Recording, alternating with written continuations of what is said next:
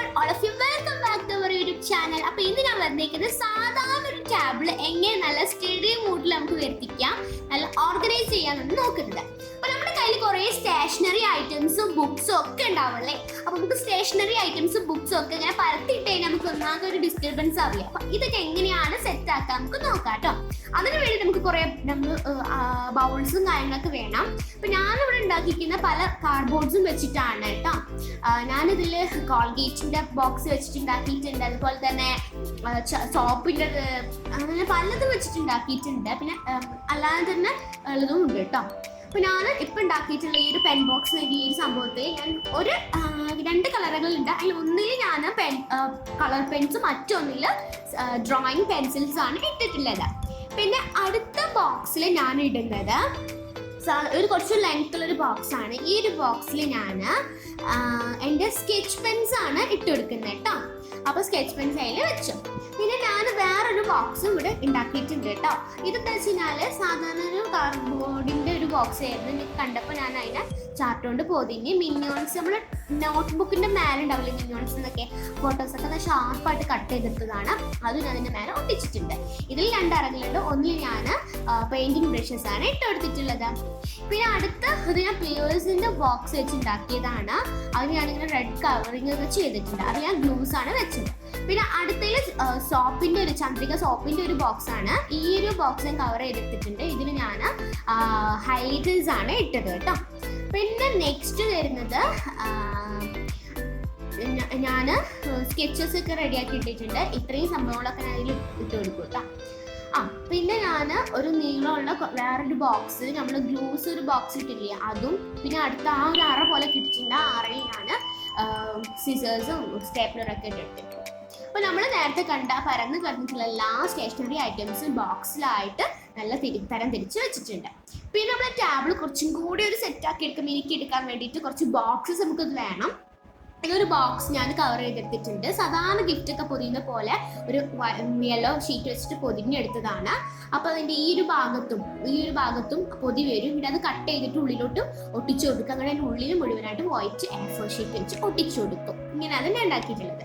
നമുക്ക് കുഞ്ഞിക്കുട്ടി ഷെൽഫ് പോലെയൊക്കെ ആ ടാബിളിൽ അലങ്കരിച്ച് വെക്കാം കേട്ടോ. അലങ്കാരം എന്നല്ല, നമുക്ക് യൂസ്ഫുൾ ആണ് ഇത്. പിന്നെ ഇത് സാധാരണ ഒരു കാർഡ്ബോർഡ് ബോക്സ് ഞാൻ ഇതുപോലെ മുറിച്ചതാണ്. പിന്നെ ഇതും ഒരു കാർഡ്ബോർഡ് ബോക്സ് മുറിച്ചതാണ്. ഇതൊക്കെ ഞാൻ കാണുന്നത് 5 മിനിറ്റ് ക്രാഫ്റ്റ്സിലാണ്. 5 മിനിറ്റ് ക്രാഫ്റ്റ്സ് നിങ്ങൾക്ക് സെർച്ച് ചെയ്ത് നോക്കിയാൽ കുറേ വീഡിയോസ് കിട്ടും. അതിന് നിങ്ങളുടെ ക്രിയേറ്റിവിറ്റിയും കൂടി അതിൽ ഇൻക്ലൂഡ് ചെയ്തിട്ട് നിങ്ങൾക്ക് പല തരത്തിലുള്ളതും ഉണ്ടാക്കിയെടുക്കാവുന്നതാണ് കേട്ടോ. അപ്പോൾ ഇത്രയും 3 ബോക്സസ് ആണ് ഞാൻ ടാബിളിൽ വെക്കാൻ വേണ്ടിയിട്ട് പോണത്.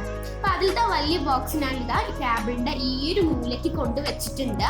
അപ്പോൾ ഈ ഒരു ബോക്സിൻ്റെ ഉള്ളിൽ ഞാൻ ഇനി വെക്കാൻ പോകുന്നത് നമ്മൾ നേരത്തെ സെറ്റാക്കി വെച്ചിട്ടുള്ള സ്റ്റേഷനറി ഐറ്റംസ് ഉണ്ടല്ലോ, അതൊക്കെയാണ് ഇനി ഞാൻ ഇതിൽ വെക്കാൻ പോകുന്നത്. പിന്നെ നമ്മൾ വെച്ചിട്ടുള്ള നമ്മൾ നേരത്തെ റെഡിയാക്കി വെച്ചിട്ടുള്ള ഈ ഗ്ലൂവും സെല്ലോ ടേപ്പും സീസേഴ്സും അടങ്ങിയിട്ടുള്ള ഈ ബോക്സ് അതിൻ്റെ തൊട്ടടുത്തായിട്ട് വെച്ചു. ഇനി നെക്സ്റ്റ് ഞാനൊരു വൽപ്പുണ്ട്, ഒരു വൽപ്പ് ബോക്സ് ഉണ്ട്. ഈ ഒരു ഇതിൽ നമുക്ക് അത്ര ആവശ്യമില്ലാത്തതും എന്നാൽ കുറച്ചും കൂടി ഒരു സെക്യൂർഡ് ആയിട്ട് വെക്കേണ്ട സംഭവം ഉണ്ടാവില്ല, അതൊക്കെയാണ് ആ ഒരു ബോക്സിൽ ഇട്ടത് കേട്ടോ. പിന്നെ നമ്മുടെ പെയിന്റൊക്കെ ഞാൻ അതിൻ്റെ മേലെ വെച്ചിട്ടുണ്ട്. അപ്പം ഇത്രയാണ് ഞാൻ ബോക്സിനുള്ളിൽ വെച്ചിട്ടുള്ളത്.